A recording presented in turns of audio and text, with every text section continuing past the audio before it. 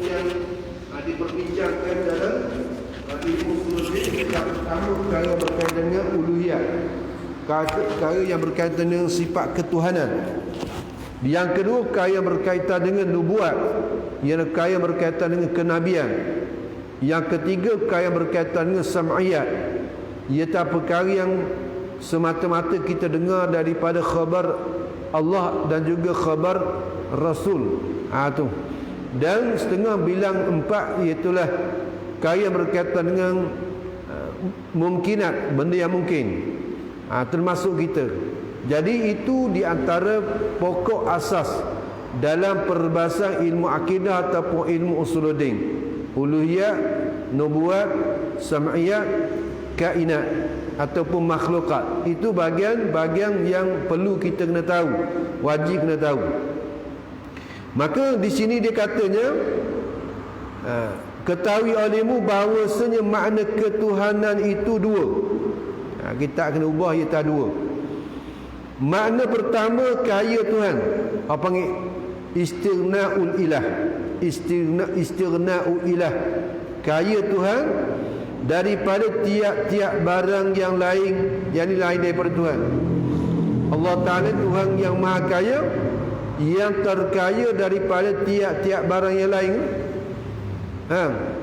Ini dalil daripada Quran. Allah Ta'ala menyatakan, antumul fuqara ya ayyuhan nas, wahai sekalian kamu, sekalian manusia, antumul fuqara, bahawasa kamu ni sekalian fuqara, yakni berhajat kamu kepada Allah. Wallahul ghaniyul hamid. Allah Ta'ala jualah al-ghani, iaitu yang maha kaya, yang kaya pada hakikinya zat Allah Subhanahu wa Ta'ala. Kaya lain daripada Allah ni, kaya makhluk panggil kaya muqayyad, kaya yang dikaitkan dengan sesuatu perkara. Tu yang kita panggil kaya. Pak mak kaya, Pak Allah kaya. Sebab apa? Sebab dia memiliki sebahagian daripada harta. Orang panggil kaya lah. Ada pun Allah Ta'ala ni kaya secara mutlak ataupun kaya secara hakiki. Sebelum daripada Allah Ta'ala menjadikan suatu daripada alam ini, Allah Ta'ala sudah bersifat dengan sifat Al-Ghani, maha kaya. Sebab itulah kaya Allah itu kaya yang qadim lagi azali. Jangan semata-mata kita tengok langit, bumi, bulan, bintang, matahari, syurga, neraka milik Allah, barulah kita kata Allah Ta'ala tu kaya. Tu kaya seumpama tu panggil kaya yang muqayyad. Kaya Allah Ta'ala bukan semata-mata tilik sekalian alam yang merupakan milik dia, bahkan sebelum daripada penciptaan suatu daripada alam ini pun Allah Ta'ala dah bersifat dengan sifat kaya. Itu yang pertama. Kedua, dia kata berkehendak oleh tiap-tiap barang yang lain itu kepadanya, kepada Allah. Itu maksud makna yang kedua, iaitulah iftiqar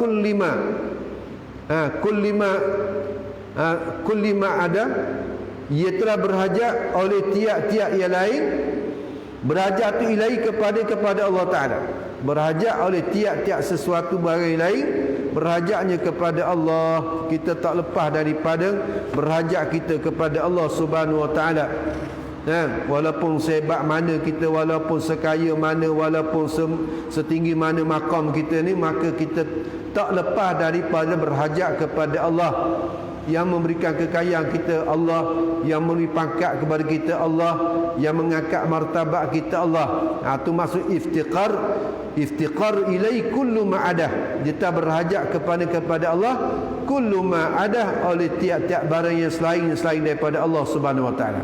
Jadi dua perkara ni benda yang kelaziman. Bila sebut tentang sifat ketuhanan, maka yang pertamanya membahaskan tentang istighna, kaya Allah. Yang kedua membincangkan tentang iftiqar, yakni berhajatnya segala makhluk itu kepada Allah. Allah Ta'ala tak berhajat kepada makhluk. Allah Ta'ala mana bukan menjadikan sesuatu daripada makhluk ni ada tujuan, ada kepentingan yang kembali kepada zat Allah Ta'ala itu maha suci. Tidak sama sekali. Maka dia kata, maka masuk di dalam itu wajib, wujub. Masuk pada kata makna yang pertama, makna istighna. Iaitulah maksudnya yang pertama wujub dan kidam dan baqa dan mukhalafatu lil hawadis dan qiyamu binafsih dan sama dan basar dan kalam dan sami'un dan basirun dan mutakallimun. Tu bilang satu-satu tu mana, maka satu daripada sebelah, semua sebelah. Kalau kita bilang wujud pertama, kidam dua, baqa tiga, mukhalafatun ta'alal hawadis empat, qiyamu binafsih lima, sama' enam, basar tujuh, kalam lapan, sami'un sembilan, basirun sepuluh, mutakallimun sebelah. Semuanya. Maka satu daripadanya sifat nafsiah, kita sifat wujud. Yang pertama tu apa panggil hal nafsiah. Dulu dia cerita dah sedikit tentang hal nafsiah ni, iaitulah hal yang sabit bagi zat, madamati zat, selama mana ada zat, ghairu mu'allalatin bi'illatin, yang tak dikeranakan itu dengan suatu kerana. Dan empat sifat salbiah, empat daripada sifat salbiah mana, kidam, baqa, mukhalafatu ta'ala al-hawadis dan qiyamu binafsih. Masuk pada kata istighna. Kaya Tuhan. Tuhan kaya lagu mana? Kalau Tuhan tu tak ada, maka sebab tu wujud ni masuk pada sifat istighna. Jadi Tuhan tu kaya macam mana? Kalau Tuhan tu tak kidam, tak sedia. Yang ni kalau tak kidam bermakna Tuhan tu ada permulaan. Maka itu masuk kata benda yang berhajatlah nak mengadakan dia. Maka mustahil. Maka sebab itulah Allah Ta'ala tu bersifat dengan sifat kidam. Kidam masuk setengah daripada sifat istighna, sifat kaya. Tu. Kemudian dan tiga sifat ma'ni. Mana tiga sifat ma'ni? Sama', basar dan kalam. Sama', basar dan kalam masuk pada sifat istighna. Bagaimana kaya Tuhan kalau Tuhan tu tuli? Bagaimana kayanya Tuhan kalau Tuhan tu buta? Bagaimana kayanya Tuhan kalau Tuhan tu bisu? Maka itu masuk pada sifat istighna. Dan tiga sifat ma'nawiyah, apa dia? Sami'un, basirun, mutakallimun. Tiga. Maka jadi 11 yang wajib. Tu masuk kata sebelah. Tanda dulu sebelah sini. Dan lawan bagi sebelah tu sebelah pula yang mustahilnya. Jadi sebelah yang wajib lawannya sebelah yang ni sifat yang mustahil. Sebelah, maka jadi 22. Perhimpunan sebelah campur sebelah jadi 22. Dan diambil daripada kaya itu dua pula. Dia ambil daripada kaya tu dua pula. Apa dia? Pertama, tiada mengambil faedah Allah Ta'ala itu pada segala perbuatan Allah dan hukumnya hukum Allah. Apa yang dilakukan, apa yang diciptakan oleh Allah Subhanahu Wa Ta'ala, maka Allah Ta'ala tidak mengambil faedah. Kita kata Tuhan tak ambil manfaat daripada kejadian ada. Faedah tu, manfaat tu kembali kepada hamba tu sendiri. Sebab itulah ulama tafsir pada ayat wa ma khalaqtul jinna wal ins, tidak kami ciptakan akan jin dan manusia illa liya'buduni. Tu lam pada kata liya'buduni itu bukan makna lam tu dengan makna lil manfaah dak. Bukan masuk kerana manfaatnya supaya mereka itu menyembahkan aku, tidak. Tetapi lam itu apa panggil lil hikmah. Hikmah Allah Ta'ala ciptakan akan jin dan manusia liya'buduni ay liya'rifuni, supaya mereka itu kenal akan aku. Tujuannya nak perkenalkan supaya hamba iaitu daripada kalangan jin dan kalangan manusia kenal akan Allah Subhanahu Wa Ta'ala. Itu hikmah dia. Bukan maksudnya kata Tuhan tu berhajat, Tuhan tu ambil manfaat daripada kejadian. Tak. Kita buat sesuatu tak lepas daripada berhajat kepada manfaat. Keperluan kita. Sebab tu kita buat masjid tu, tujuan apa? Tujuan kita nak buat ibadat, tujuan kita nak buat segala aktiviti agama kita nak buat di masjid. Itu manfaat kita buat masjid. Apa manfaat kita buat rumah? Manfaatnya untuk kita jadikan tempat teduhan, jadikan tempat perlindungan daripada panas, daripada hujan, daripada kesejukan. Itu faedah manfaat kita buat rumah. Tapi Tuhan buat makhluk ni tidak, bukan kerana manfaat, bukan kerana nak ambil faedah di atas kejadian-kejadian yang diciptakan oleh Allah. Dan begitulah dengan hukum hakam yang Allah Ta'ala perwajibkan kita, hukum hakam yang Allah Ta'ala perharamkan kita. Allah Ta'ala mengatakan makruh sesuatu perkara, mengharuskan sesuatu perkara, ataupun sunat sesuatu perkara itu kembali manfaat faedah tu kepada kita, bukan manfaat faedah tu kembali kepada Allah Ta'ala. Maksudnya kalau semua pakat tak beriman mereka kepada Allah, tak jadi mudarat bagi Allah Ta'ala pun, taklah jadi kurang martabat Allah Ta'ala. Misalnya contoh, jin dan malaikat yang diciptakan oleh Allah Ta'ala, seorang pun yang tak beriman kepada Allah, seorang pun tak ikut Allah, seorang pun tak sembah Allah, adakah jadi kurang martabat? Tidak kurang martabat Allah Ta'ala. Sebab Allah Ta'ala tu Al-Ghani, kaya Allah.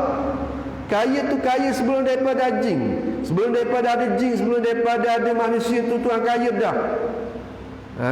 Tu kita ni yang kita buat sesuatu tu, kita sebab kita berhajat, kita buat makanan berhajat untuk kita makan. Bukan kita buat saja-saja makanan, kita nak makan, kita masak nasi, kita goreng ikan, kita nyayur tu sebab kita nak makan. Iaitu manfaat tu kembali di atas si pembuat. Adapun Allah Ta'ala Maha suci daripada berhajat kepada makhluk ciptaannya. Itu yang pertama. Dan kedua, tiada wajib ia Allah Ta'ala berbuat mungkin ataupun meninggalkan jika mungkin, tak wajib. Harus saja bagi Allah Ta'ala. Nak buat pun tak apa, nak tinggal daripada nak buat pun tak apa.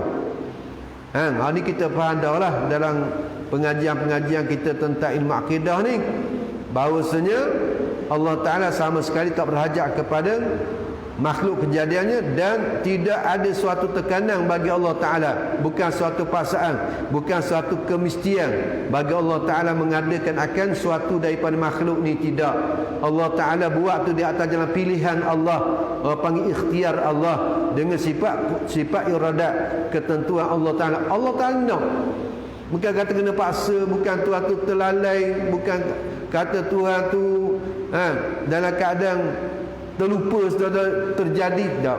Allah Ta'ala mengetahui, Allah Ta'ala berkehendak menjadikan akan suatu. Jadi dia kata tak wajib lah bagi Allah Ta'ala berbuat suatu mungkin ataupun meninggalkan dia mungkin. Dan lawan daripada dua itu dia kata dua pula. Lawan daripada dua tu dua pula, jadilah empat. Jadi empat. Maka himpunkan olehmu dengan 20 yang dahulu itu, maka jadilah perhimpunannya 26 akidah.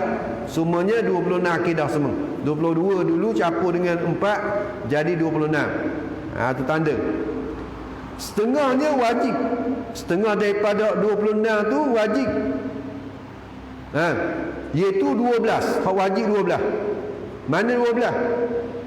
Sebelah daripada sifat-sifat yang wajib. Mana satu daripada sifat nafsiyah, 4 daripada sifat salbiyah, 3 daripada sifat ma'ni, 3 daripada sifat ma'nawiyah. Tu sebelah. Kemudian campur satu lagi, apa dia? Tiada mengambil faedah. Yang ni wajib. Allah Ta'ala tu menjadi tiada mengambil faedah di atas kejadian. Itu wajib. Bukan kata harus, dah. Wajib Allah Ta'ala itu tiada mengambil manfaat, tiada mengambil faedah di atas kejadian dan hukum dia. Allah Ta'ala menjadikan makhluk ni dan juga menjadikan hukum. Wajib Allah Ta'ala tak mengambil faedah. Bukan kata harus. Kalau harus gak boleh jadi tu ambil faedah, boleh jadi tak ambil faedah. Tak. Secara mutlak wajib Allah Ta'ala tidak mengambil faedah. Itu maksud kata benda wajib. Hak yang pertama tu lah. Hak yang pertama dibilang tu iaitu apa dia? Tiada mengambil faedah Allah Ta'ala itu pada segala perbuatannya dan hukumnya. Hak tu wajib. Maksud kata benda wajib. Hak tu 12. Dan mustahilnya 12 jadi 24. Dan harus satu. Apa dia harus satu? Harus Allah Ta'ala berbuat akan mungkin ataupun meninggalkan akan berbuat mungkin tu. Maksud kata benda harus, bukan wajib. Dan bukan juga benda yang mustahil. Harus. Apa dia harus? Ma yasahu fil aqli, barang yang sah pada akal, wujudu wa adamu, adanya dan tiadanya. Maksud kata benda yang harus. Dan lawannya satu. Lawannya satu. Jadi jumlah semuanya 26. Tu. Dan ada pun berkehendak tiap-tiap barang yang lain kepadanya kepada Allah. Masuk pada yang kedua, iftiqar ilaihi kullu ma adah. Ia berhajat kepadanya kepada Allah oleh tiap-tiap barang yang lain. Jadi kata ada pun berkehendak tiap-tiap barang yang lain kepada Allah, maka masuk di dalamnya itu wajib bagi Allah Ta'ala, itu bersifat dengan hayat yang pertama, dan ilmu dua, dan qudrat tiga, dan iradat empat, dan hayum lima, dan alimun enam, dan qadirun tujuh, dan muridun lapan, dan wahdaniyah sembilan. Sembilan daripada sifat-sifat yang wajib bagi Allah. Dia bilang tak ikut susunan cara bilang yang tak apalah. Dia tak sifat wahdaniyah ke dia, sifat salbiyah tu tak ke dia, tak ada masalah lah. Jadi kata empat sifat ma'ani. Mana sifat ma'ani yang empat? Yang pertamanya hayat, ilmu, qudrat, iradat. Dia susun gitu. Dan empat sifat manawiyah, iaitu hayyun, dan alimun, dan qadirun, dan muridun. Itu maknawiyah. Dan satu sifat salbiyah, iaitu sifat wahdaniyah. Jadi jumlah berapa? Jadi 9 sifat yang wajib bagi Allah Ta'ala, 9. Tu kalau orang rajin dia buat jadual, dia boleh buat jadual ni. Awak sipir, nak mudah kita tengok, nak mudah kita hafal, nak mudah kita ajar misalnya, nak ajar anak cucu kita kat mudahlah kita buat satu gambar ajar tu bilang. Dan yang mustahil itu 9 pula. Yang mustahil 9 pula. Iaitu lawan daripada yang wajib itu. Tu. Maka jadi dia kata 18. Tu dia je gitu. 18 ni ejaan ku Lurah Fatani gitulah. Ada 18. 18 apa? Maka jadi 18 mana 18 lah. 9 yang wajib, 9 yang mustahil, jadi 18. Dan diambil daripada berkehendak oleh tiap-tiap barang yang lain kepada Allah itu, dia kata 2 pula. Capur daripada 18, capur 2 lagi. Apa dia? Pertama, baru alam dengan sekalian alam ni. Baru alam. Baru alam ni masuk ada wajib. Haji alam ni baru. Bila sebut alam ni orang panggil alam apa dia? Alamatul liwujudillah. Semua ulama kata alam ni ialah tanda daripada adanya Allah Ta'ala. Tanda bagi adanya Allah Ta'ala. Alam. Semua mentahrikan alam ni ma siwallahi wa sifati. Barang yang lain pada zat Allah, lain pada sifat Allah panggil alam. Maka termasuklah kita ni alam. Kita dah sebut dalam suratul Fatihah, Alhamdulillahi Rabbil Alamin, tu jamak. Al-Alamin jamak daripada alam. Alamun, alamani, alamuna. Alam. Tu barang yang lain daripada zat Allah Ta'ala, lain bersifat panggil alam lah. Tu kita. Jadi alam kau kata mana? Baru alam ni. Tak ada, jangan kata alam ni qadim. Salah kalau kita kata alam ni qadim. Qadimnya zat dan sifat Allah Ta'ala saja yang qadim, yang sedia kala, yang ada, tidak ada permulaan. Ada bumi disebut alam, sudah pasti ada permulaan. Tiap-tiap alam ni ada permulaan. Walaupun dia tu lama masa sekalipun. Kita beranak tengok Bukit Besar tu besar dah. Bukit Besar tu ada cokah dah. Tanya kita kalau dah Toki kita tanya, Toki masa zaman Toki beranak dulu, Bukit Besar ni ada lagi? Oh, ada dah. Toki kita ayah kata saya Toki pun tanya Toki ni. Toki dia tanya. Toki kita dia tanya Toki dia. Tanya Toki dia tu super tu juga. Toki dia kata Bukit Besar ni ada dah. Masa beranak tu besar-besar tengok Bukit Besar ada dah. Toki bagi Toki tu tanya Toki dia pula. Gitu juga.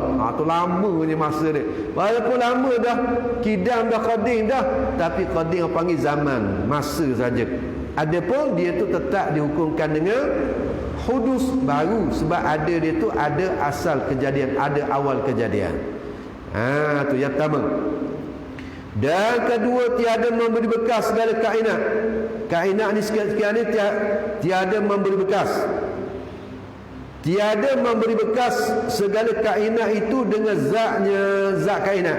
Kainat ni benda mungkin lah. Kita semua ni masuk ada kainat. Lepas tu kita ni boleh nak panggil kainat pun apa, kita nak panggil alam pun apa, kita ni ada 7 nama. Setengah ulama kata kita ni iktibar kod lain-lain tu ada 7 nama. Kainat pun kita, makhluk pun kita, alam pun kita, hadis pun kita, jiring pun kita, jauhar pun kita, jising pun kita, sampai 7 nama kita. Tu iktibar kod lain-lain. Macam seorang tu, orang tu dia tu pandai belaka, pakar belaka. Pomeng pun pandai, mekanik, bahagian pomeng dia pandai, bahagian panjatnya dia pandai, bahagian masak. Tanya gimana?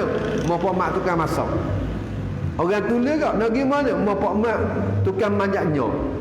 Nak gimana apa? Nak gimana pak mak pomeng. Orang sama je, iktibar berbeza. Orang ni kenal dia ke jalan pomeng, maka panggil pak mak pomeng. Orang ni kenal dia tukang masak, panggil pak mak tukang masak. Maka begitulah kita ni. Nak panggil makhluk kita pun, kita makhluk ni. Sebab yang makhluk ni, benda yang kena jadi, kita juga. Hadisun, baru, yang baru, kita juga. Panggil kainat, benda mungkin, kita juga. Panggil jiring, pun kita, jauhar pun kita, jising pun kita. Kita belaka. Tu kan. Lebih pada nama, tapi tak ada benda pun kita ni. Sebab kita ni tetap nama macam-macam mana pun tetap kita makhluk. Bila makhluk agak lemah lah. Debes secara mana, hebat secara mana, kaya secara mana, pakat secara mana, tetap kita kena ingat kita makhluk Allah. Tu bila makhluk tak sunyi daripada berhajat kita kepada Allah, berhajat kita. Sebab tu jangan sombong dalam kehidupan kita. Tuhan beri senang, Tuhan beri kaya, Tuhan beri mewah, Tuhan beri sihat, jangan kita sombong. Sebab apa? Sebab tu pinjaman, kena ingat pinjaman. Bila pinjam ni, bila-bila je Tuhan dia boleh tarik balik. Gambar mana orang yang kaya tiba-tiba Tuhan tarik sekaligus. Jadi daripada jutawan jadi basak. Tu orang tani panggil basak terai jadi. Tak ada benda. Muflis, sekaya Tuhan tarik sekaligus. Ada setengah Tuhan tarik sikit-sikit, macam nikmat kita. Tuhan tarik sikit-sikit. Nikmat mata kita daripada umur kita muda sampai ke learning, kau sikit Tuhan tarik. Tapi tak tarik sekaligus, alhamdulillah. Sebab itulah boleh pakai spek lagi. Pakai spek 3-4 tahun kena pergi buat lain pula. 3-4 tahun kena buat lain pula. Tambah power lagi. Nak kata Tuhan tarik sikit-sikit. Ada setengah orang yang Tuhan tarik sekaligus. Duf'atan wahidah, Tuhan tarik sekaligus.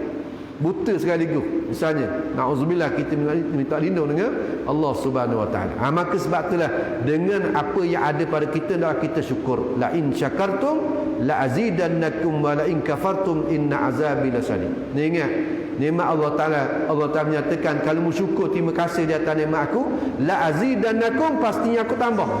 So bimbanglah aku tambah. Dengan nikmat yang kamu syukur, mu terima kasih, mu guna dengan cara yang baik, maka Tuhan kata aku akan tambah. Wala in kafartum, maka sesungguhnya kalau sekalian ni kufur di atas nikmat aku, inna azabi lasyadid, maka sesungguhnya azabku pedih. Tu kena ingat, azabku pedih. Jadi tiada memberi bekas segala kainat itu dengan zatnya, dan lawannya 2 pula jadi 4. Lawan 2 jadi 4. Tu cakap ada apa benda tu beri bekas, benda ni beri bekas. Kita nisbahkan, kita bangsakan perbuatan tu ataupun kejadian tu, hasil kejadian tu daripada perbuatan kita. Secara zahir kita bercakap, bukan jadikan dia sebagai akidah pegangan, tidak, tak jadi salah. Ma asabaka min hasanatin, apa-apa yang mengenai kamu daripada kebaikan, fa minallah, katalah daripada Allah. Tengok Allah Taala aja. Wa ma asabaka min sayyi'atin, dan apa-apa yang mengenai akan dikau daripada benda yang tak baik, benda jahat, benda yang buruk, fa min nafsik, maka kata daripada dirimu. Itu mana Allah Ta'ala juga mengharuskan kita nisbahkan sesuatu perbuatan kepada kita. Tetapi hakikat-hakikat dalam itu adalah kita yakin semuanya adalah datang daripada Allah. Allah Ta'ala lah yang mengadakan, yang menjadikan tiap-tiap perbuatan kita ni. Tu. Jadi capul 2 yang tadi, baru alam pertama dan tiada memberi bekas segala kainat itu. Kemudian lawannya 2 jadi 4, dan dihimpungkan dengan 18 Dulu itu jadi 22. 22. Yang masuk di dalam makna kedua iaitulah berkehendak tiap-tiap barang yang lain itu kepadanya, kepada Allah. Kemudian diimpungkan yang masuk di dalam makna yang pertama itu ialah 6 liko. 26 lah. Tu. Kan kita rajin orang tua kita cakap malam ni malam apa? Malam ni malam 7 liko ni malam ni. Malam 27 lah ni. Kena beringat sikit malam ni. Tu. Takut malam ni malam Lailatul Qadar. Tapi kita zaman budak-budak malam 7 liko sedap lah. Main toje, main tu macam-macam tu. Tubik belaka. Tak ada lah tu atas jalan, tak ada masa tu. Tu. Tu kena bayar tak ada, main tu toje, main tu nusuk. Zaman budak-budak malam 7 liko lah. Tu. Siapa basah berjeru. Tu. Duk main, duk berlarinya zaman budak-budak. Liko. Mana? 6 liko ni 26. 1 liko 21, 2 liko 22, 3 liko 23, 4 liko 24, 5 liko 25, 6 liko 26, 7 liko 27. Tu. Campur 6 liko yang ni 26 di dalam makna kedua. Campur dalam makna yang kedua ialah 2 liko 22. Jumlahnya jadi perhimpunannya 48. Akidah iaitu 48 simpulan yang masuk pada kata kita la ilaha illallah. Ni masuk kata kita la ilaha illallah. Ni wajib kita tahu ni. Akan sebagai wajib fardu ain. Hak 48 ni simpulan duduk pada kata la ilaha illallah. Tak masuk Muhammadur Rasulullah lagi ni. Inilah dikata dinamakan pertambatan iman. Pertambatan iman ataupun aqaidil iman. Sebut Arabnya aqaidil iman. Pertambatan diterjemah ke bahasa Melayu kita pertambatan ikatan iman. Kita kepada Allah. Maksudnya tak sempurnalah iman kita kepada Allah. Beriman dah tapi tak sempurna iman kita kalau kita tak tahu segala makna ataupun segala simpulan-simpulan yang terkandung di bawah perkataan la ilaha illallah ini sebanyak 48 simpulan ni kalau tak tahu, maka pertambatan kita panggil tak tambah lagi kita ni. Tak ada ikatan lagi. Ikatan yang sempurna kita dengan Allah Subhanahu wa taala. Batulah kita tengok kalam-kalam ulama, perkataan-perkataan ulama ni, hak berat tu berat, hak syadid. Siapa mereka tak mengisbatkan iman lagi, orang tak tahu makna kalimah la ilaha illallah. Tu. Seperti katanya setengah daripada ulama dia kata wa man lam ya'lam makna, barang siapa yang tak mengetahui akan makna kalimah la ilaha illallah, tak tahu. Tak tahu hasil daripada mana? Hasil daripada tak mengaji. Tak tahu dia hasil tak mengaji. Kalau dia mengaji, insya-Allah dia tahulah. Kalau tak nak bilang sekarang dia tahu. Ada di bawah kalimah la ilaha illallah dan Muhammadur Rasulullah ni ada beberapa makna maksud yang wajib dia tahu. Tapi dia tak tahu sebab tak mengaji. Maka setengah ulama kata wa man lam ya'lam maknaha, barang siapa yang tak mengetahui akan maknanya, makna kalimah la ilaha illallah, fa huwa kafirun mukhalladun finnar, na'udzubillah, maka dia ni orang kufur, kafirun kafir, mukhalladun yang dikekalkan akan finnar dan neraka, kekal dan neraka. Dah tu sembahyang tu, dah tu puasa tu, dah tu keluar zakat tu, haji dah ke mana? Wa in salla, dan jika disemayang sekalipun, mayang dah ni, hok dak semayang, dak tahu ke semayang bang tu, dak tahulah. Lagi berat ni hok semayang dah ni. Tu mari masjid surau ni tak berhenti ni. 5 waktu semayang tu mari semayang secara Jumaat, tapi dak tahu, tak mengaji bab akidah. Mari semayang masjid surau. Tapi bila kuliah, ustaz-ustaz ada kuliah pun balik. Mari semayang saja, tengok semayang saja. Bukan tak penting semayang penting. Badi tu setengah daripada rukun juga, rukun Islam. Tapi sebelum dari rukun Islam, semayang tu rukun Islam 2 kalimah syahadah tu pertama sekali. Tak sempurna 2 kalimah syahadah, bagaimana semua semayang? Bagaimana sempurna Puasa kita, bagaimana nak sempurna zakat kita, bagaimana nak sempurna ibadah haji umrah kita. Kalau rukun Islam yang pertama tu tak betul, rukun Islam pertama tu kita tak faham, rukun Islam pertama yang kita tak tahu, tengok ulama kata fawa kafirun mukhalladun finnar, kekal dalam neraka. Kalau masuk neraka tak kekal, boleh tahan lagi, bukan kata nak masuk neraka dah, tapi boleh tahan sikit. Ni mukhalladun, yang dikekalkan akan dia finnar, dalam neraka, kekal selama-lama. Dia semua kekal, tak keluar dah selama-lama. Nak ke? Wa in salat, dan jika dia semayang sekalipun, semayang, bukan kata tak semayang. Wa sama Ramadan, dan puasa pada bulan Ramadan, puasa tiap-tiap datang bulan Ramadan puasa, tiap-tiap kali datang bulan Ramadan puasa, tak butuh. Kalau betulan dia tu misalnya buka sehari ke ataupun dia uzur sehari, nu qada pula nu, nak kata penting ambil berat tentang puasa, tapi tak mengaji ba'akidah, tak tahu ba'akidah. Tu kafirun mukhalladun finnar. Wa hajjal baital haram, dan mengerjakan ibadah haji ke Baitullahil Haram sekalipun, maka tak ada manfaat. Kalaulah dia tak mengetahui akan makna kalimah la ilaha illallah. Ni penting. Mengaji sungguh kita ni. Kena ambil cakna, kena peduli sungguh tentang ilmu ni. Tengok 48 semuanya. Dan adapun Muhammadur Rasulullah itu, maka masuk di dalamnya wajib bagi Rasul itu 3 perkara. Pertamanya sidik, artinya benar segala Rasul itu. Keduanya amanah, artinya kepercayaan mereka itu Rasul. Ketiga tabligh, artinya menyampaikan oleh mereka itu akan barang yang disuruh akan mereka itu dengan menyampaikan kepada umat. Ada 3. 3 pertama. Dan mustahil atas mereka itu Rasul-Rasul ini 3 pula, iaitu lawan segala yang wajib itu. Apa dia lawan bagi yang wajib? Iaitu dusta. Dusta lawan bagi benar, sidik itu.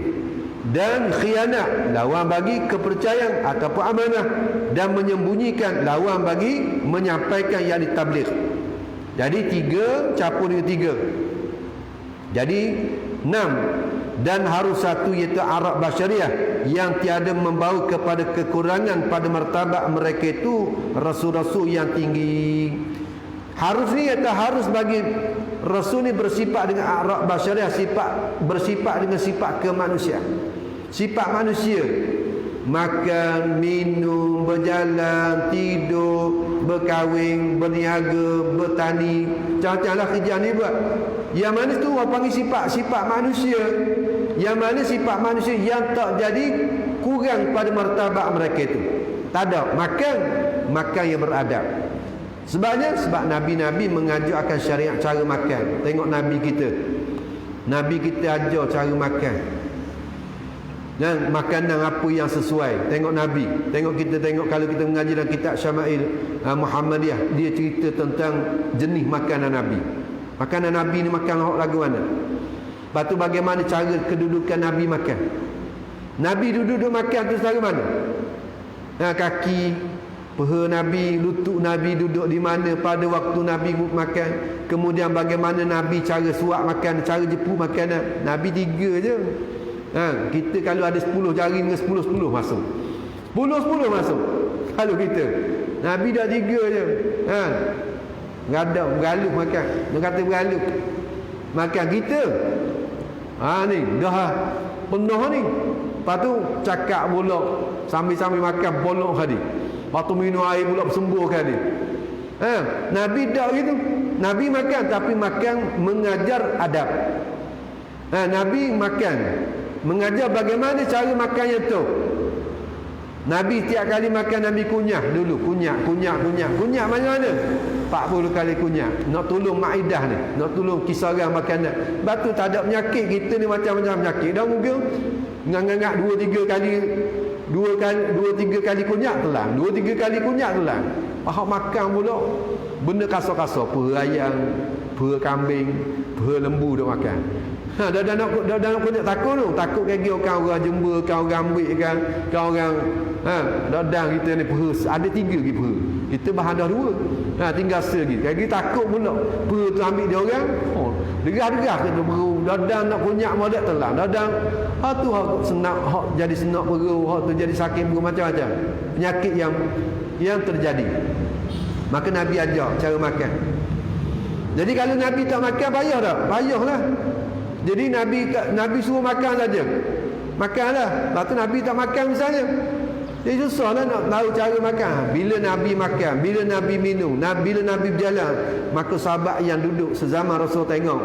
Kemudian mereka itu meriwayatkan cara Nabi tidur macam mana, cara Nabi berjalan, cara Nabi bercakap, semua cara kehidupan ditunjuk ajar oleh Nabi kita sallallahu alaihi wasallam. Betul hebat Nabi. Cuba kita cari seorang pemimpin dunia yang peringkat dunia lah, yang mana sifat mereka tu diceritakan daripada A sampai ke Z, daripada ujung rambut sampai ujung kaki. Ada pemimpin dunia ni, yang sehebat sebagaimana Nabi kita, yang dicerita daripada ujung rambut sampai ujung kaki. Sahabat cerita lah ke rambut Nabi macam mana, turun patu dahi Nabi macam mana, patu bulu kening Nabi macam mana, kemudian bulu mata Nabi macam mana, patu mata Nabi macam mana, patu hidung Nabi macam mana, patu kumis Nabi macam mana, patu bibir mulut Nabi sampai habis cerita lah ke. Ada riwayat lah ke, sehingga kita boleh gambarkan, boleh bayang, Nabi comel sungguh. Tu telinga Nabi habis, rambut Nabi panjang mana, ada waktu panjang ni, ada waktu panjang ni, ada riwayat belaka.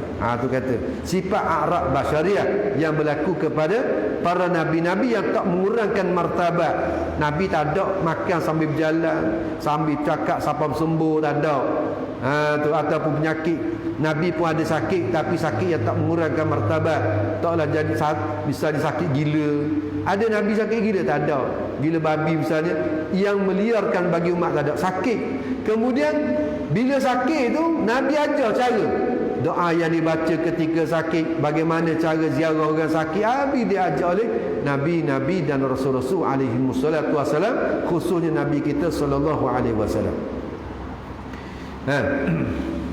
Dan lawannya 1 dikata maka jumlahnya jadi 8, dan masuk rukun iman. Dan masuk lagi rukun iman 4 pula dalam Muhammad Rasulullah, iaitulah pertamanya percaya kepada segala malaikat, dan kedua percaya akan segala Rasulullah, dan ketiga percaya akan segala kitab yang diturunkan di langit, dan keempat percaya akan hari kiamat. 4. Lawannya 4 pula, iaitu tiada percaya akan sekalian yang tersebut itu. Yang tak percaya kepada malaikat, tak percaya kepada Rasulullah, tak percaya kepada kitab Samawiyah, tak percaya kepada kiamat. 4. Maka jadi 8 pula. 8 pula. Dan dihimpunkan dengan 8 yang dahulu itu jadi 16 yang terkandung di dalam Muhammadur Rasulullah. Maka dihimpunkan segala aqaid yang masuk di dalam la ilaha illallah dan Muhammadur Rasulullah itu, maka jadilah perhimpunannya 64 akidah. Semuanya 64 akidah. Tu kita balik lagi masing-masing pakat buat gambar gajah lakaran 64 akidah ni ambil daripada mana. Hak ni wajib akan sebagai wajib fardu ain di atas tiap-tiap kita kena tahu. Tak banyak mana 68 ni kena faham. Tu 68. Inilah dikata dinamakan simpulan iman kepada Allah dan kepada Rasulullah sallallahu alaihi wasallam. Kalau tidak tak sempurnalah kita. Tak sempurna. Kita ni beriman kepada Allah, beriman kepada Rasulullah, kalau kita tak tahu 64 simpulan iman ni. Habis. Dan demikian lagi wajib atas kita yang mukallaf mengetahui akan bangsa Nabi kita. Wajib kita kena tahu bangsa Nabi kita. Jangan sampai pekat tak kita tak tahu. Orang tanya Nabi Muhammad ni bangsa apa, tak tahu. Rasa-rasa macam ke bangsa Melayu. Jawab itu. Tak tahu ke bangsa. Wajib nak tahu ni. Kerana Nabi SAW perintah kepada kita. Nabi suruh kita ajar, adibu auladakum bisalasati khisal. Hendaklah kamu didik, hendaklah kamu ajar adab kepada segala anak cucu kamu dengan 3 perkara. Nabi perintah adibu auladakum bisalasati khisal. Hendaklah kamu adabkan, hendaklah kamu ajar, hendaklah kamu didik anak cucu kamu supaya mereka itu tahu 3 perkara. Yang pertama pun dia hubbu nabiyikum, supaya mereka itu kasih kepada nabi kamu. Ajar cara kita nak kasih kepada nabi. Sebab kalau kita tak ada kasih kepada nabi, maka kita tak akan dapat kasih daripada Allah. Sebab hakikat kasih kepada nabi itulah membawa kepada kasihnya Allah Ta'ala kepada kita. Qul in kuntum tuhibbunallah fattabi'uni yuhibbukumullah. Katakanlah ilmu ya Rasulullah kepada umatmu, kata, kalau mu benar-benar cinta kepada Allah, in kuntum tuhibbunallah, kalau kamu benar-benar kasih kepada Allah, fattabi'uni, maka hendaklah ikut aku, ni ikut nabi. Bila kita ikut nabi, bila dah kita ikut nabi, barulah yuhibbukumullah, maka barulah kamu akan mendapat kasih sayang daripada Allah Ta'ala. Tu. Jadi kalau kita tak kenal tentang perkara yang melibatkan nabi, dosa kita. Dosa ni haram kita ni tak tahu perkara yang berkaitan dengan nabi kita sallallahu alaihi wasallam. Dan tempat jadinya, tempat kelahiran. Bertanya Nabi Muhammad ni lahir di mana? Rasa-rasa macam di England. Rasa-rasa macam di Amerika misalnya. Tak tahu ke lepas. Siapa boleh kat gitu, hanya setengah-setengah lah. Tapi alhamdulillah kita ni sebahagian daripada orang yang anugerah ilmu yang boleh kita tahu. Sekurang-kurang yang fardu di atas kita tahu tentang perkara yang melibatkan dengan soal Nabi. Taklah jahil sangat. Nama Nabi taklah kita jahil sangat. Tempat kelahiran Nabi kita taklah jahil sangat. Mana kita tahu tempat kelahiran Nabi, tempat wafatnya Nabi, kita tahu. Ini jangan sampai mereka tak tahu langsung. Hak Nabi tak tahu. Tapi kalau hak artis tahulah ke? Hak artis tahulah ke? Artis makan, kegemaran artis, benda makanan dia, pakaian dia, tahulah ke? Selok-belok hak artis tahulah ke? Kalau orang minat pemain bola sepak ke, tahulah ke? Siapa maknanya baju pakai nombor 7, dia peminat Ronaldo. Nombor 7 pakai. Tu. Kereta pakai pelik nombor 7, motor pakai pelik nombor 7. Nombor 7 lah ke? Tu. Idola. Siapa dia? Ronaldo. Ngaku Nabi Ronaldo. Nombor 7 pakai. Ni. Nabi tak kenal. Ni sedih kita ni sebahagian daripada umat Islam. Ada rumah-rumah tepek gambar artis, tepek gambar pemain bola sepak dan sebagainya. Tu. Tak ada, orang lain tak ada. Ni benda yang perlu kita kena cakna lah, kena ambil peduli juga tentang pemahaman anak-anak kita ni. Jangan sampai mereka tu menjadikan hak yang tak sepatutnya diidolakan jadi idola mereka. Hak sepatutnya jadi idola tak dijadikan idola.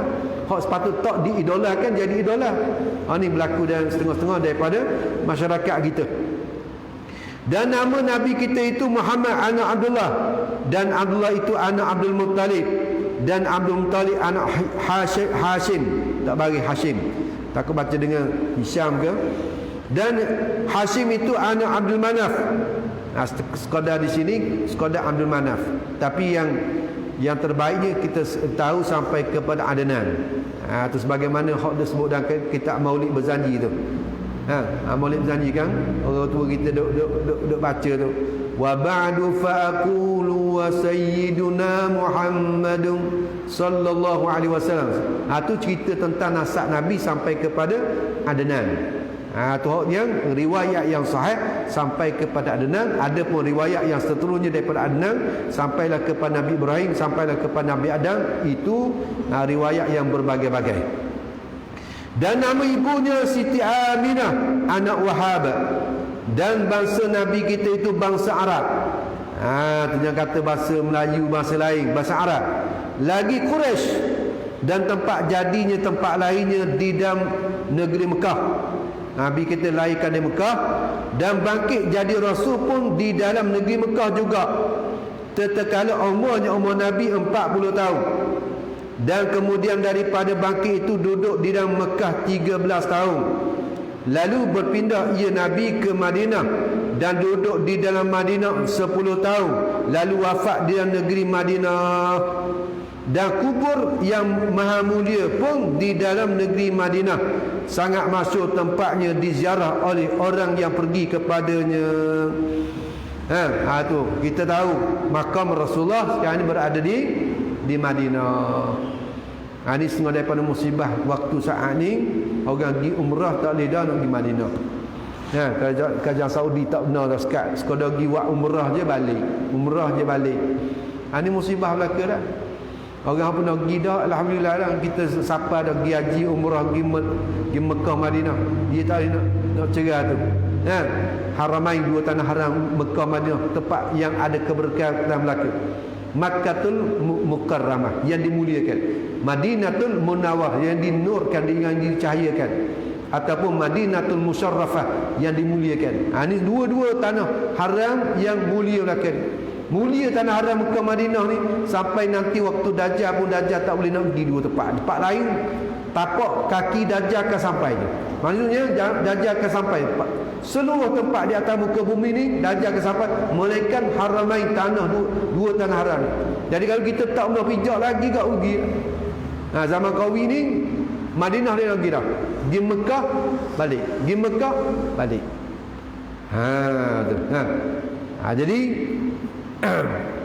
tempat yang masyhur, maka dikata harap kita akan syafaat Rasulullah kepada kita dan kepada ibu bapa kita dan sekalian kekasih kita sekaliannya. Amin. Amin tak, supaya kita akan mendapat syafaat daripada baginda Rasulullah sallallahu alaihi wasallam. Habis. Wa ma'na asyhadu an la ilaha illallah a'lamu wa'taqidu biqalbi wa ubayyinu li ghairi an la ma'buda bihaqqin fil wujudi illallah wa annahu al-ghaniyyu an kulli ma siwa al-muftakiru ilayhi kullu ma adah al-muttasifu bi kulli kamalin al-munazzau an kulli naqsin wa ma khatara bil bali lam yattakhid sahibatan wala waladan wala yumathilu fi dhati wa sifati wa af'ali ahadan. Ini kesimpulan ni yang kita nak pegang ni. Dia kata wa makna asyhadu an la ilaha illallah a'lamu wa a'taqidu biqalbi wa ubayyinu li ghairi alla ma'buda bihaqqin fil wujudi illallah wa annahu al-ghaniyyu an kulli ma siwa al-muftaqiru ilayhi kullu ma adah al-muttasibu bi kulli kamalin al-munazzau an kulli naqsin wa ma khatara bil bali lam yattakhid sahibatan wala waladan wala yumasilu fi dhati wa sifati wa af'ali ahadan.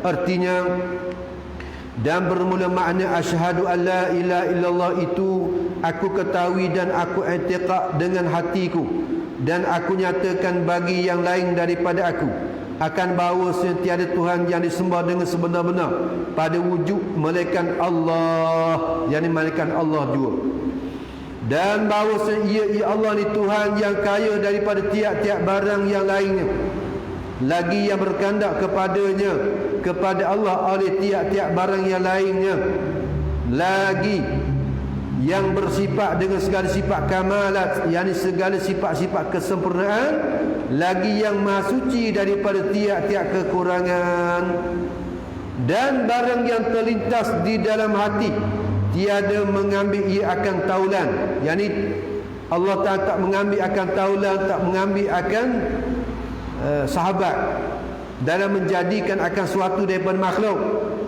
tak pakai pegawai dah, dan tiada anak, dan tiada menyamai ia Allah pada zatnya dan segala sifatnya dan af'alnya dan yang segala perbuatannya akan seseorang pun. Ini orang panggil kalau orang tua-tua kita biasa panggil duduk bergambar dengan syahadat tauku ni dah ni. Terjemah daripada syahadat tauku yang dibuat oleh Tauku Tuan Besar, yang dimasukkan amalan syahadat tauku ni bagi Tauku Paluh. Jadi hak Arabnya dia ambil kata ni. Dan makna asyhadu anna Muhammadar Rasulullah. Dan makna asyhadu anna Muhammadar Rasulullah pula. Apa dia maksud maknanya? A'lamu wa'taqidu biqalbi wa ubayyinu li ghairi anna sayyidana Muhammadan. Ada alif. Tanda ada alif. Muhammadan ibna abdillahi abduhu wa rasuluh ila kaffatil khalqi sadiqun fi kulli ma akhbara bih yajibu ala kaffatil khalqi tasdiqu wa mutaba'atu wa yahrumu alaihim takdzibu wa mukhalafatu faman kadzabahu fahuwa zalimun kafirun wa man khalafahu fahuwa asin khasirun وفقنا الله لكمال متابعته ورزقنا كمال التمسك بسنته وجعلنا الله ممن يحيي أحكام شريعته وتوفنا على ملته واحشرنا في زمرته والدينا وأولادنا وإخواننا وأحبابنا وجميع المسلمين آمين. Dan dia kata wa makna asyhadu anna Muhammadar Rasulullah pula a'lamu wa'taqidu biqalbi wa ubayyinu li ghairi anna sayyidana Muhammadan sallallahu alaihi wasallam ibn Abdullah abduhu wa rasuluh ila kafatil khalqi sadiqun fi kulli ma akhbara bih yajibu ala kafatil khalqi tasdiquhu wa mutaba'atuhu ويحرم عليهم تكذيبه ومخالفته فمن كذب فهو ظالم كافر ومن خالفه فهو عاص خاسر وفقنا الله لكمال متابعته ورزقنا كمال التمسك بسنته وجعلنا الله ممن يحيي أحكام شريعته وتوفنا على ملته واحشرنا في زمرته والدينا وأولادنا وإخواننا وأحبابنا وجميع المسلمين آمين. Artinya dan bermula makna asyhadu anna Muhammadar Rasulullah itu. Apa dia maksud makna? Yang kita dah mengaji daripada awal sampai ke sekarang ni, kita nak kesimpulan daripada perkataan asyhadu an la ilaha illallah dan wa asyhadu anna Muhammadar Rasulullah. Maka kesimpulannya dia katanya, maknanya aku ketahui dan aku i'tiqad. Aku tahu serta aku pegang, kukuh dalam hati aku. I'tiqad dengan hatiku, dan aku nyatakan bagi yang lain, yang aku beritahu pada yang lain daripada aku lagi, akan bawa si penghulu kita Nabi Muhammad sallallahu alaihi wasallam, anak Abdullah, ayahanda Nabi nama Abdullah, itu hambanya dan pesuruhnya, hamba Allah dan pesuruhnya kepada sekalian makhluk. Jadi Abdu wa Rasuluh, jadi hamba dan Rasul, pesuruh kepada sekalian makhluk. Lagi benar ia Rasulullah ni pada tiap-tiap barang yang mengkhabar ia dengan barang tu. Benar belaka. Sama ada perkataan, sama ada perbuatan, sama ada diam Rasul ni benar belaka. Tu sidik Nabi ni. Wajib atas sekalian makhluk membenarkan dia, wajib. Wajib akan sebagai wajib fardu ain kita membenarkan apa khabar yang dibawa oleh Rasulullah sallallahu alaihi wasallam, dan mengikut akan dia. Bukan wajib membenar saja, bukan wajib kita mengikut akan Rasulullah sallallahu alaihi wasallam, dan haram atas mereka itu, atas sekalian makhluk, mendusta akan dia. Haram mendusta dan menyalih akan dia, lawan, tak ikut. Maka barang siapa mendusta akan Rasulullah sallallahu alaihi wasallam, maka iaitu orang yang zalim lagi kafir. Zalim lagi kafir. Orang yang menafikan aturan hukum syariat yang datang daripada Allah Subhanahu wa taala kepada Rasulullah sallallahu alaihi wasallam, maka orang ni zalim lagi kafir. Orang lawan Nabi. Hakikat lawan Nabi, hakikat lawan Allah dah. Sebab apa? Sebab Rasul Nabi ini merupakan Rasulullah, utusan Allah. Maka bila kita lawan utusan, hakikat kita lawan yang mengutuskan. Siapa dia pengutusan? Yang mengutuskan Allah. Tu. Maka sebab dia kafir. Bukan kata lawan Allah saja dia kafir, lawan Nabi pun dia kafir. Dan barang siapa menyalahkan dia akan Rasulullah ni, maka iaitu orang yang derhaka lagi rugi, khasir. Orang rugi dia, rugilah dia. Rugi dunia, rugi akhirat. Orang yang lawan akan Rasulullah sallallahu alaihi wasallam. Tengok umat yang hidup zaman Rasulullah, rugi mereka itu walaupun hidup zaman Rasulullah tapi tak beriman dengan Rasulullah, tak ikut Rasulullah, bahkan menjadi penentang kepada Rasulullah. Rugi mereka itu. Tu. Telah memberi taufik. Ini masuk panggil khabariyah lafzan doaiyah, makna dengan makna doa. Telah memberi taufik, yakni mudah-mudahan memberi taufik. Ya Allah Ta'ala akan kita bagi sempurna mengikutnya, mengikut Nabi, dan memberi rezeki. Ya Allah Ta'ala akan kita akan sempurna berpegang dengan jalannya jalan Nabi, dan telah menjadi ya Allah Ta'ala akan kita daripada orang yang menghidup ia akan segala hukum syariahnya. Mudah-mudahan kita tergolong dalam golongan orang yang menghidupkan akan segala hukum syariahnya, segala peraturan undang-undang yang datang daripada Allah Ta'ala melalui Nabi kita. Kita sebagai penghidup, sebagai penerus jalan sampailah kepada hari kiamat. Tu. Dan memati dan mudah-mudahan memati ya Allah Ta'ala akan kita atas agamanya. Jangan kita mati atas agama yang lain daripada agama Islam. Orang yang duduk di atas agama lain daripada agama Islam, maka dia akan berada di atas jalan kesesatan besar dia. Dan menghalau ia akan kita, yakni menghimpun. Masa menghalau ni mungkin bahasa dia kasar sikit dari segi terjemah. Halau, tapi bahasa kampung dia cakap lagu tu. Bahasa kita kau menghimpun.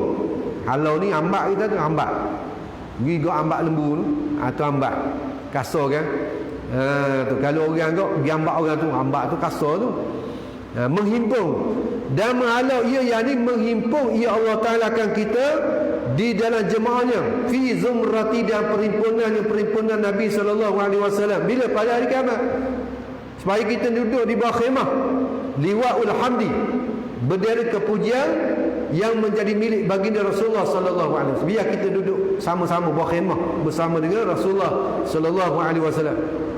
Dan begitulah segala ibu bapa kita minta supaya Allah terhimpun bersama dengan Nabi juga, sama dengan kita juga, dihimpunkan pada hari kiamat. Dan segala anak kita, dan segala saudara kita, dan segala kekasih-kekasih kita, dan sekaliannya muslimin sekaliannya. Amin. Amin. Tak supaya Allah Ta'ala perhimpunkan kita bersama dengan baginda Rasulullah sallallahu alaihi wasallam. Habis. Tu. Dan juga habis. Inilah dia kata akhir kitab Miftahul Murid. Jadi kalau kita nak lebih tafsir lagi, maka kita kena mengajilah lagi dak padang lah. Sekadar ni sebagai peringatan. Peringatan untuk kita nak menambahkan lagi pengetahuan kita, maka tak dapat tidak mesti kita kena mendalami dalam kitab-kitab yang lebih panjang perbahasan tentang ilmu aqaid. Tu. Inilah dia kata akhir kitab Miftahul Murid fi ilmi tauhid. Inilah akhir kesudahan daripada kitab ni. Mudah-mudahan kalau kita faham di sini pun alhamdulillah memadalah. Kalau kita faham, kita boleh bilang, kena ingat 64 akidah tadi mesti wajib kena tersemat dalam hati kita. Kena faham sungguh 64 daripada aqaid, simpulan-simpulan yang menjadi akidah kita, yang menjadi pegangan kita. Mudah-mudahan dengan adanya 64 akidah ni, maka walaupun kita diuji dengan berbagai-bagai ujian pada akidah kita, maka kita tak akan jadi keliru, kita tak akan jadi rosak pada akidah kita. Tapi kena ingat ni 64. Kalau kata batang 64 dari segi tiang-tiang yang mesti kena ada dalam diri kita, pasakan-pasakan yang mesti kena ada, yang mudah-mudahan dengan pasakan-pasakan ni bangunan akidah kita tak akan runtuh.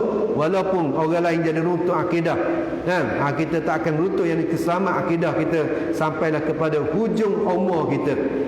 Minta kita hidup di atas iman, mati dalam keadaan iman, dan kemudian dihasyarkan pada kiamat dengan iman kita kepada Allah dan iman kita kepada setiap kali yang disuruh kita beriman. Habis.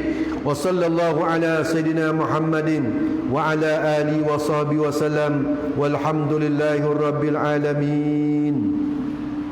Al-Fatihah. A'udzubillahi minasyaitonir rajim. Bismillahirrahmanirrahim. Alhamdulillah sallallahu alaihi wasallam. Alhamdulillah rabbil alamin hamdan yuafi ni'amahu wa yukafi mazidah. Ya Rabbana lakal hamdu kama yanbaghi li jalali wajhika wa 'azimi sultanik. Allahumma salli ala sayyidina Muhammadin. Allahumma salli ala sayyidina Muhammadin al-Fatihah lima ulqal khatim lima sabaq nasil haqqi bil haqq wal hadi ila siratikal mustaqim wa ala alihi haqqa qadri wa miqdaril 'azim. Ya Allah ya Rahman ya Rahim, dalam dekapan Ramadan yang suci ini, dengan rasa rendah diri kami yang kerdil dan hina ini memohon doa dengan penuh pengharapan kepadamu ya Allah. Semoga Engkau sudi mendengar permintaan kami ya Allah. Sesungguhnya Engkaulah Tuhan yang Maha mendengar. Ya Fattahu ya Alim, ajarkanlah kepada kami yang lemah ini untuk melihat jalan keluar daripada segala masalah yang membelenggu kami. Bukakanlah hijab kepada kami yang tak mampu melihat setiap kebaikan dan kejadian dan takdirmu ya Allah. Ya Allah, takdirkanlah yang baik-baik untuk diri kami ya Allah.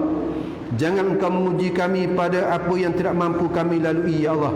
Bukakanlah pintu-pintu rahmat-Mu untuk kami ya Allah. Ya Allah Rabbul Jalil, sejahterakanlah untuk kami dengan kesihatan yang baik, supaya dengannya kami dapat beribadat kepadamu ya Allah. Ya Allah, ampunilah segala dosa-dosa kami, kerana kami terlalu banyak dosa kepadamu ya Allah. Kami lupa akan Engkau ketika sihat. Kami ingat kepadamu bila ditimpa sakit. Kami lupa kepadamu ketika senang. Kami ingat kepadamu bila datangnya kesusahan.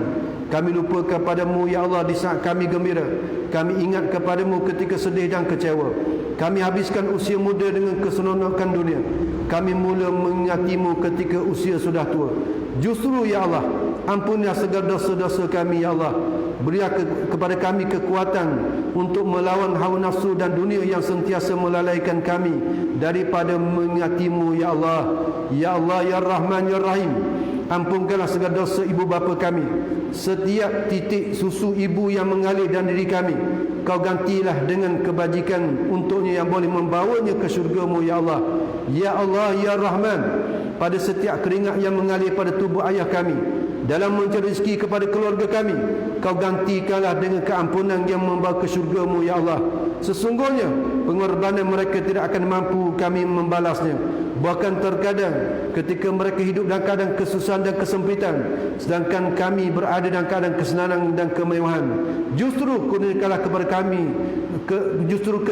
kurnialah kepada kedua ibu bapa kami tempat yang istimewa di syurga-Mu ya Allah. Ya Allah, kami juga memohon ampun untuk kaum kerabat kami, sahabat-sahabat kami dan guru-guru kami yang terlebih dahulu pergi meninggalkan kami ke alam barzakh. Golongkanlah mereka dan golongan orang-orang yang Engkau redai.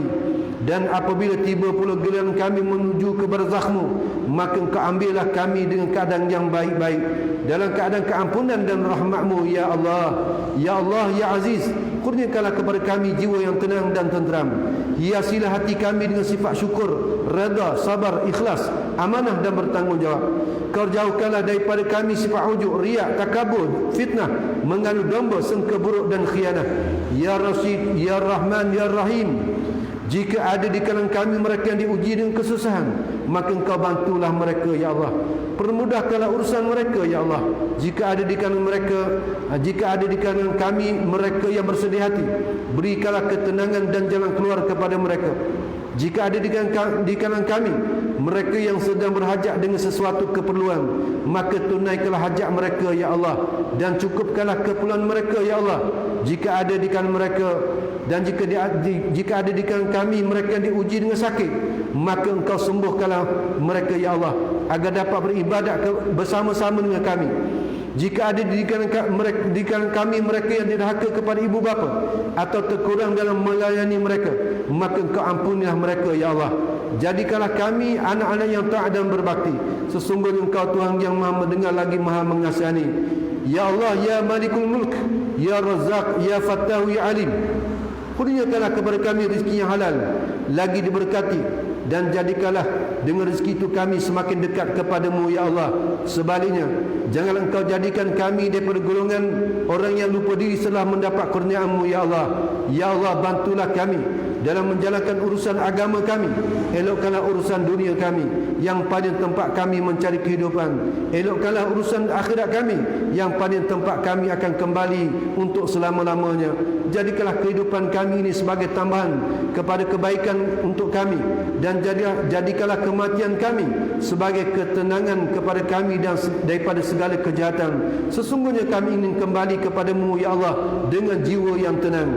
Ya Allah, Ya Zal Jalali wal Ikram, ya Allah, janganlah engkau jadikan Ramadan ini sebagai yang terakhir buat kami. Temukanlah kami dengan Ramadan yang akan datang. Tetapi seandainya ini merupakan Ramadan yang terakhir buat kami, jadikanlah puasa kami sebagai puasa yang kau rahmati. Jadikanlah Ramadan ini paling bererti buat kami, penuh dengan cahaya iman, menerangi kegelapan hati kami, menuju redha serta kasih sayang-Mu ya Allah. Jadikanlah Ramadan ini sebagai penghapus segala dosa-dosa kami. Ya Allah, temukanlah kami dengan Lailatul Qadar. Pilihlah kami daripada kalangan hamba-Mu yang dapat beramal pada malam Lailatul Qadar ya Allah. Ya Allah, terimalah segala amal kami, terimalah taubat kami, ampunkanlah segala dosa-dosa kami, amanlah kehidupan kami di sana nanti yang kekal abadi. Kurniakanlah kepada kami surga-Mu yang maha luas dan segala nikmat-nikmatnya ya Allah. Allahumma asli ummat Sayyidina Muhammadin sallallahu alaihi wasallam, wajbur ummat Sayyidina Muhammadin sallallahu alaihi wasallam, wastur ummat Sayyidina Muhammadin sallallahu alaihi wasallam, waj'alna min khiyari ummati Sayyidina Muhammadin sallallahu alaihi wasallam, bijai Sayyidina Muhammadin wa ali Sayyidina Muhammad sallallahu alaihi wasallam. Walhamdulillahi rabbil alamin. Taqabbalallahu minkum minna wa minkum taqabbal ya karim. Wassalamu alaikum warahmatullahi taala wabarakatuh.